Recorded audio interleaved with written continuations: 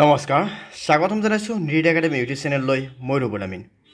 আমি আলোচনা কৰি আছোঁ এনচিইআৰটি মেথমেটিক্স ক্লাছ 10ৰ এক্সাৰচাইজ নম্বৰ 3.5ৰ বিষয়ে ইয়াতে কুৱেশ্যন নম্বৰ 3 কি দিয়া আছে যে প্ৰতিস্থাপন আৰু বজ্ৰগুণন পদ্ধতিৰে তলৰ অভিক সমীকৰণবোৰৰ সমাধান উলিয়া সো এই প্ৰতিস্থাপন পদ্ধতিৰ বিষয়ে আমি ইতিমধ্যে শিকিছোঁ বজ্ৰগুণন পদ্ধতিৰ বিষয়ে আমি ইতিমধ্যে শিকিছোঁ কিন্তু এইটো ভিডিঅ'ত আমি কি কৰিম ইয়াতে প্ৰতিস্থাপন পদ্ধতি নহয় আমি বজ্ৰগুণন পদ্ধতিৰ ওপৰত অলপ ফ'কাছ কৰিম তো চোৱা ইয়াতে আমাক সমীকৰণ দুটা দিয়া আছে এই সমীকৰণ দুটাক আমি প্ৰথমে কি কৰিব লাগিব আমি সমীকৰণ দুটাক আমি এতে ax + by + c = 0 আৰ্হিৰ বনাব লাগিব মানে দুটা চলকৰ ৰৈখিক সমীকৰণৰ সাধাৰণ আৰ্হিত আমি বনাই লম মানে এটোক আমি লিখিম 8x + 5y - 9 = 0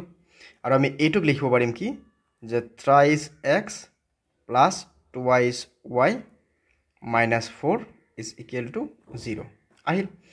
এতিয়া আমি এই দুটাৰ পৰা আমি কি কৰিম এই দুটাক আমি ইয়াতে a1 b1 পালো a2 b2 পালো a3 b3 পালো আমি ইয়াতে লিখিম a1 a1 এর ভ্যালু কিমান আছে 8 a2 এর ভ্যালু কিমান আছে ইয়াতে 3 b1 এর ভ্যালু কিমান আছে ইয়াতে 5 b2 এর ভ্যালু কিমান আছে ইয়াতে 2 c1 এর ভ্যালু কিমান আছে ইয়াতে -9 c2 এর ভ্যালু কিমান আছে ইয়াতে -4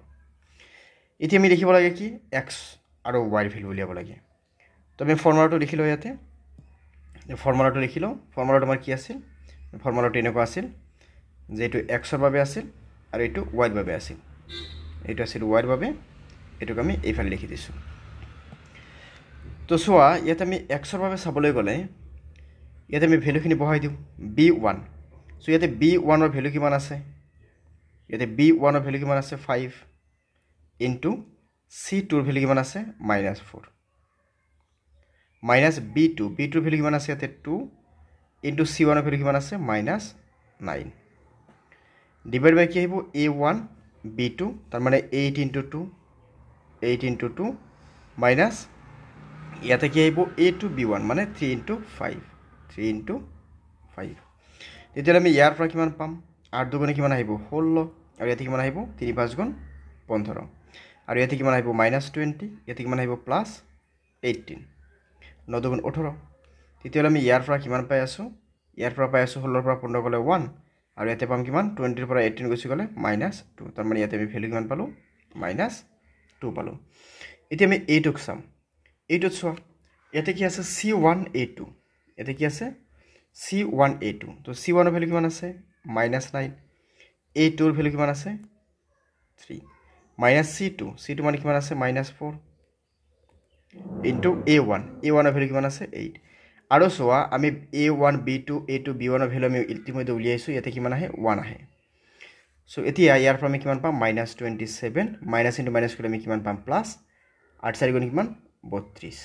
তলত কিমান আছে এটা 1 আছে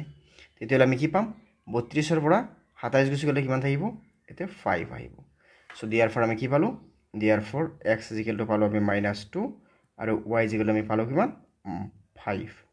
সো এই দুটা হৈ গল সমাধান সো এনেকে আমি গুটেই কেটা সমাধান কৰিব পাৰিম জাস্ট আমি কি কৰিম এই ফৰ্মুলা দুটা আমি ভালকে আমি জানি লম এইটো ফৰ্মুলা আমি ভালকে জানি লম ওকে এতিয়া নেক্সট সোয়া আমি চাবলৈ গলে ইয়াতে কোশ্চেন যেটো দি আছে এটো কি কৰিবা একেদৰে আমি কি কৰিব লাগিব প্ৰথমে ax + by + c = 0 আৰ্হিৰ বনাব লাগিব মানে এনেকৈ বনাম আমি 4x - thrice y - 23 = 0 আৰু ইয়াৰ পৰা আমি বনাম thrice x + 4y - 11 = 0 আমি এটুক দিম নাম্বার 1 এটুক দিম নাম্বার 2 এতিয়া a1 b1 লিখি দিয়া a1 মানে কিমান ইয়াতে 4 ইয়াতে a2 মানে কিমান আহিব 3 b1 মানে কিমান আহিব -3 ইয়াতে b2 মানে কিমান আহিব 4 c1 মানে কিমান আহিব ইয়াতে -23 আৰু ইয়াতে c2 মানে কিমান আহিব -11 তেতিয়ালে এইবাৰ আমি ফৰ্মুলাটো বহাই দিম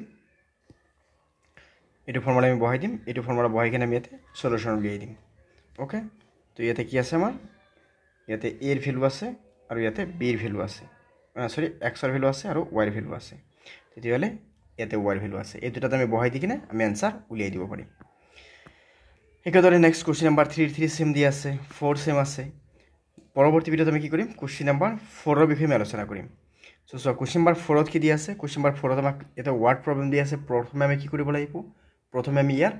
সমীকৰণ বনাব লাগিব সমীকৰণ বনাই কিনে তাৰপিছত আমি ইয়াৰ সমাধান উলিয়াব লাগিব চ' সমীকৰণ যদি আমি বনাব পাৰোঁ তেতিয়াহ'লে প্ৰতিস্থাপন ক অপনয়ন ক বজ্ৰকৰণ ক যিকোনো এটা পদ্ধতিৰ দ্বাৰা আমি ইয়াক সমাধান কৰিব পাৰিম অ'কে চ' আমি আকৌ লগ পাই আছোঁ পৰৱৰ্তী ভিডিঅ'ত ধন্যবাদ